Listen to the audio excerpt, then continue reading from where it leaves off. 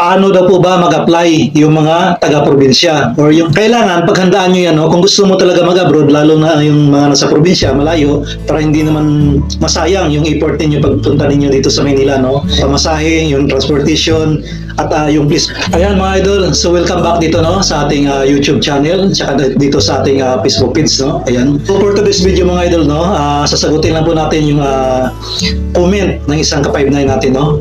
So yung tanong dito mga idol, paano daw po ba mag-apply yung mga taga-probinsya or yung malalayo dito, no, sa Manila, dito sa office nila, silver skilled, yan. So kung malayo ka nga naman, mahirap, no, kasi yung travel time tsaka yung transportation or yung financial, no, yung pamasahe, ayan. So ganito mga idol, no, para hindi kayo mahirapan at para hindi kayo magastusan, kasi baka mamaya probinsya pa kayo manggaling, malayo, pupunta kayo dun sa office ng silver skill, pagdating nyo, wala naman pong hiring. So mas maganda po, ang gawin nyo, bisitahin nyo yung page sila, no, yung Silver Skill Recruitment Inc. So meron na po sila ngayong 52,000 followers. At isa pa po, mag-send po kayo ng CV, no, or ng resume or yung application ninyo doon sa email nila, doon sa silverskill2014@gmail.com. So ilalagay din po natin diyan sa comment section, no, i-check nyo na lang.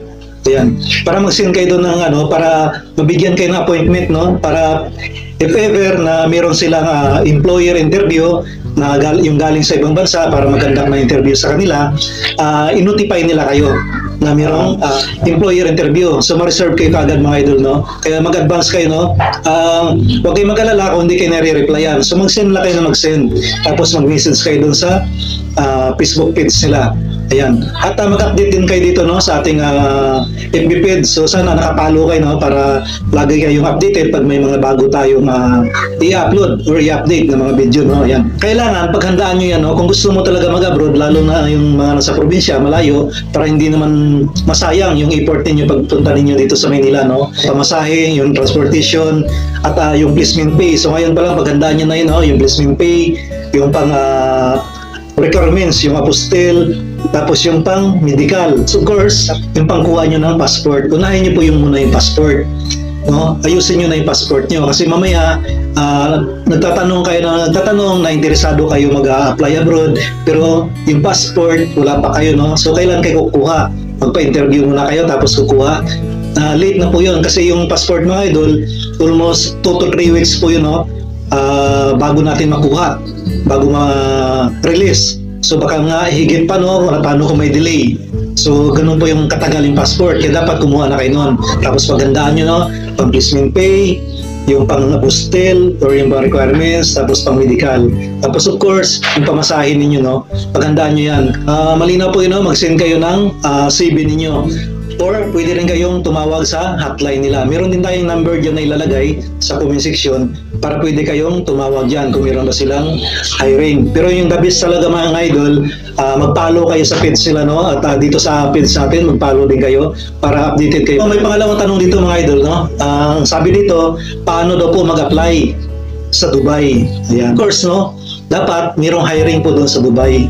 Kasi yung Silver Skilled, hindi lang naman sila, no, pati yung ibang company, yung security company at yung iba pa, meron namang hiring yan. Hindi lang naman, no, depende kasi yun kay client. Pero kung gusto niyo talaga mag-apply sa Dubai, abang-abangan nyo na meron silang hiring na bound to Dubai. So nakadepende po yan.